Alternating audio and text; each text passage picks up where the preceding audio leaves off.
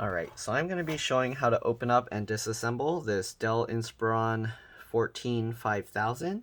The specific model is a 5482, so as you can see here, I don't know if you can see that, but anyways, to take this apart, first what you want to do, of course, is turn off the computer. Alright, close the screen, flip it over, take out all the screws from the bottom. So the three towards the back hinge, they actually stay in place, but if you want, you can pull them out. But when you unscrew them, they'll kind of stay in place on their own. So if you take them out, you'll notice that they kind of stay there. Okay, so you don't need to take it all the way out. This one, for some reason, comes out. It's not supposed to. It usually will just stay in there. But if you want, you can take out the screw all the way. It's not really a big deal. Okay. So after that, remove all the rest. So there's 2 on the sides here, and then the 4 towards the front, towards your body. Okay. And once you remove all those screws and undo those, what you want to do is turn it around so this is facing you. Well, if you have fingernails. If you don't have fingernails and you're using pry tools, then this probably won't help. But as you can see here, there's a little gap. So what you do is you get your fingernail in there, or the pry tool, and then what I do is I push with my thumbs on the back cover, and then I pull with my fingernails back, just like this. You hear it pops out. Okay, then you can close the screen once you get that part out, and then just go along the sides. Same thing, just pop all the clips. Alright, once you get those clips, turn it back around, and then you can kind of like wiggle this part up. It might get stuck, so you might have to pull it with your fingernails or pry tool. Okay, but usually you can just kind of wiggle this and pull this up. You might have to undo the screw a little more if the screw is getting stuck in there. Okay, just like that. Alright, and then go around between the case and that, and just kind of pull this up. Okay, so the middle's already released. The back is kind of stuck on something. There we go, it was just that one clip. Alright, so there you go, you got the cover off. That's how you get it. As you can see, the screws stay in place on these. It's because they have a smooth part towards the top of the screws. Alright, so now that we got that out, you can see here, first thing you want to do to be safe is disconnect the battery. So here you see the battery connector goes here, and it connects to this. It is held in place with some adhesive.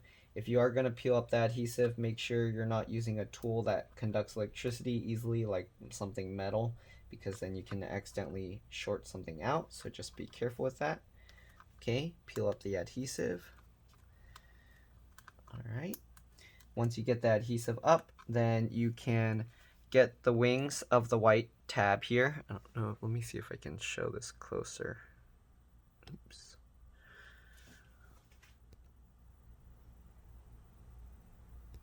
Go. This might be helpful. Okay, so here you can see, so you can use your fingernails on the tabs and then kind of just wiggle it and pull it out just like that. Okay, I'm not going to do a complete disassembly of this because my customer just needs the hard drive replaced. Okay, so after that, we're going to remove the screws for the battery. Okay. Keep all the screws in order, so you can put them back in the same place you got them from, because they are different sizes, different lengths, and you don't want to get them mixed up. Okay, so we'll undo all the screws here, just like that. Right, once you get all the screws out, you can lift the battery up. So there's 4 screws. It looks like the battery connector on here is damaged, so I will use a super glue to glue that together. If you need to replace the battery model number is here. Let's see here, WDX0R. Okay, so if you need that, that's what it is. Okay, then here you can see the hard drive connector here. To remove this, let me actually zoom in so it's easier for people to see. Okay, so here you can see the hard drive cable.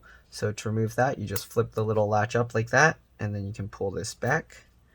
Okay, once you do that, the hard drive is held in place with some screws. So, oops, sorry, I keep forgetting if I zoom out, I have to keep moving it. So anyways, there's the screws holding the hard drive in place, so you want to remove those as well. Again, keep the screws in order because they are different sizes, different lengths. You don't want to get them mixed up. And usually it's a good idea to put back the same screw even if they are the same length, alright, and the same size. Alright, so there's 4 screws holding the hard drive in place. There's one more in this corner here. Okay. Once you get all those screws out, you can lift the hard drive up, okay, just like this. And then to remove this bracket, usually I use my fingernail to kind of pull on this lip here and then pull it out this way. It might be tough to do that. If you can grab it and then pull it, you can, but be very careful you don't damage the cable, okay? So it's good, just pull it like this with your thumb, okay? That's how I do it. You can do it a different way, but that's how I do it. That's the easiest way I found. You don't want to use like pliers or anything and then you can damage it. Okay, so we got the hard drive here. We're going to grab a 240 gig SSD. Let's see here.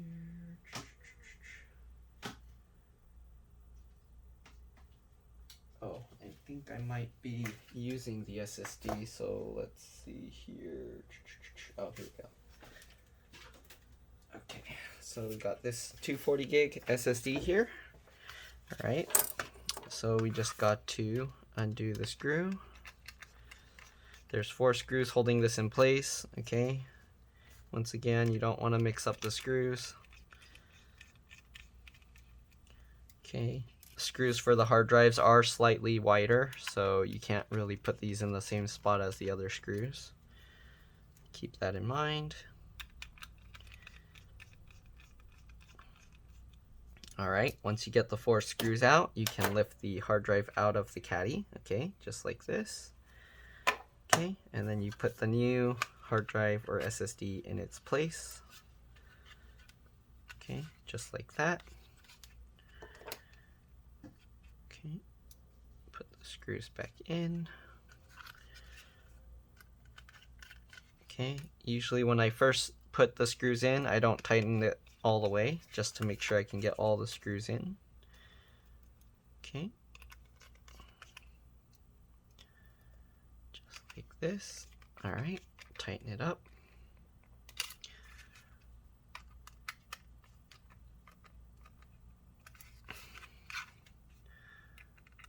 Alright. Once you get the screws all tightened in, you can put the SATA connector back on. So this is a 2.5-inch SATA hard drive. You can use any SATA 2.5-inch drive. I don't think they sell the thicker drives anymore, so you probably don't have to worry about that. But yeah. Alright, then we put the screws back. So that's how you replace the hard drive or upgrade the hard drive. You will have to reinstall Windows or clone everything from the old hard drive. I have a video showing that. If you need help with that, just let me know. But it's in my playlist, general repair videos. So if you wanted to know how to do that, just watch my general repair videos. Okay. Oh, I have a customer here. Let me pause this real quick and I'll be back.